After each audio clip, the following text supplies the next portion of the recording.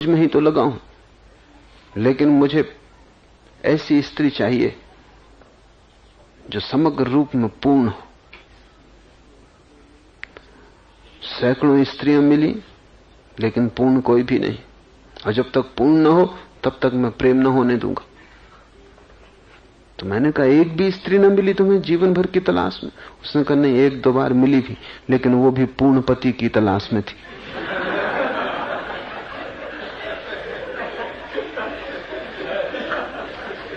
तुम्हें अगर कभी पूर्ण गुरु मिलेगा भी तो ध्यान रखना, वो भी पूर्ण शिष्य की तलाश में। वो मिलेगा ही नहीं, वो तो बचने की तरकीब है। गुरु मानुष कर जानते ते नर कहिए अंध, महा दुखी संसार में आगे जम के बंद। यहां वे दुखी होंगे, दुख खबर है कि तुम गलत हो, सुख खबर है कि तुम सही हो। इसको कसौटी समझो। अगर तुम्हारा जीवन दुखी है तो जानना कि तुम गलत हो। तुम जो भी कर रहे हो वो भ्रांत है, बुनियाद में भूल है। क्योंकि सुख के फूल तभी लगते हैं जब तुम बुनियादी रूप से सही हो। और ध्यान रखना, अगर कोई मनुष्य सुखी हो तो तर्क देके उसे उसके सुख को नष्ट करने की कोशिश मत करना, क्योंकि सुखी होना ही एकमात्र कसौटी है कि वो सही है। मेरे पास लोग आते, 2 दिन पहले एक मित्र ने कहा कि आप लोगों को पागल किए हुए हैं। मुझे तो नहीं दिखाई पड़ता कि कोई परमात्मा कहीं है या कि उसे पाया जा सकता है। आप लोगों को पागल किए हुए। मैंने कहा, वो मेरा और लोगों के बीच का मामला, आप उसमें नहीं आते। आप स्वस्थ हैं, प्रसन्न हैं, खुशी की बात है। उन्होंने कहा, वही तो मुसीबत है कि न स्वस्थ हूं न सुखी हूं। तो मैंने कहा कि तुम अपने स्वस्थ और सुखी होने का ही ख्याल करो तो आज नहीं कल परमात्मा के करीब पहुंच जाओगे। तुम इसकी फिक्र मत करो कि परमात्मा है या नहीं, क्योंकि परमात्मा कोई तर्क की निष्पत्ति नहीं है। परमात्मा सुख की गहन प्रतीति में उठा हुआ अहोभाव है। जब तुम सुखी हो तब तुम मान नहीं सकते कि परमात्मा नहीं है, अन्यथा सुख कैसे होगा? जब तुम सुखी हो और तुम्हारा हृदय गदगद है और तुम्हारे रोए रोए में गीत है, तब तुम मान ही नहीं सकते कि यह अस्तित्व चेतना से शून्य हो सकता है। क्योंकि तुम इस अस्तित्व में वही देखोगे जो तुम्हारे भीतर घटित हो रहा है। तुम दुखी हो तो अस्तित्व नरक है, परमात्मा शून्य है। तुम सुखी हो तो अस्तित्व स्वर्ग है, कण कण परमात्मा से अप्लावित भरा हुआ। यह सवाल निष्पत्ति का नहीं है कि तुम सोचो परमात्मा है या नहीं, विचार करो, दर्शन शास्त्र में जाओ, शास्त्रों का अध्ययन करो, तर्क जुटाओ। ये सब पागलपन है। तुम सुखी हो तत्क्षण वो है, तुम दुखी हो वो खो गया। तो मैंने उनसे कहा कि मेरे और मेरे पागलों को तुम छोड़ो। अगर वो सुखी हैं तो क्या फर्क पड़ता है परमात्मा है या नहीं, और तुम अगर दुखी हो तो क्या फर्क पड़ता है कि परमात्मा है या नहीं। आखिरी निष्पत्ति तो सुख और दुख होगी। आखिरी निर्णय तो यह होगा कि आदमी के जीवन में आनंद का फूल लग सका या नहीं लग सका।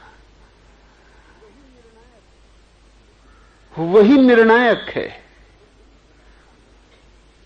तो तुम उसी तरफ ख्याल रखना।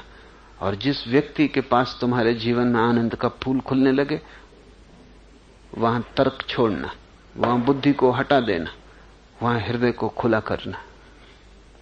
वहां श्रद्धा फलित होगी, वहां गुरु का उदय होगा। क्योंकि गुरु कोई बाह्य घटना नहीं है, तुम्हारी श्रद्धा से देखा गया अनुभव है। जैसे कि तुम आंख खोलते हो, सूरज की रोशनी दिखाई पड़ती, तुम आंख बंद कर लेते हो, अंधेरा हो जाता है। श्रद्धा खोलते हो, गुरु दिखाई पड़ता है। श्रद्धा बंद करते हो, गुरु खो जाता है। गुरु तुम्हारे श्रद्धा की आंख का अनुभव है, और श्रद्धा की आंख बुद्धि को हमेशा अंधी मालूम पड़ेगी। और जिन्होंने श्रद्धा को पा लिया उनके लिए बुद्धि की आंख से बड़ा अंधापन नहीं। लेकिन एक बात पक्की है, समझो, एक छोटा बच्चा है, वो जो भी कहता है उसकी बात अनुभव की नहीं है। जवान है, उसकी बात थोड़े अनुभव की है। उसने बचपन भी देखा और जवानी भी देखी। एक बूढ़ा आदमी है, उसकी बात और भी अनुभव की है। उसने बचपन भी देखा, जवानी भी देखी, बुढ़ापा भी देखा। जवान और बूढ़ा जब बात करेंगे तो बात में मेल नहीं पड़ेगा, क्योंकि जवान ने अभी दो ही चीजें देखी हैं, अभी तीसरी चीज नहीं देखी। बूढ़ा जो भी जवानी के संबंध में कहेगा उसका अर्थ सोचने जैसा है, क्योंकि उसने जवानी भी देखी और फिर जवानी का ह्रास भी देखा और अब जवानी के विपरीत अवस्था भी देखी, और अब वो जीवन के शिखर पे खड़ा है। इसलिए हम पूरब में बूढ़े आदमी को आदर देते हैं, क्योंकि उसने सब देखा। जवान को हम आदर नहीं देते, क्योंकि अभी उसे देखने को बाकी है।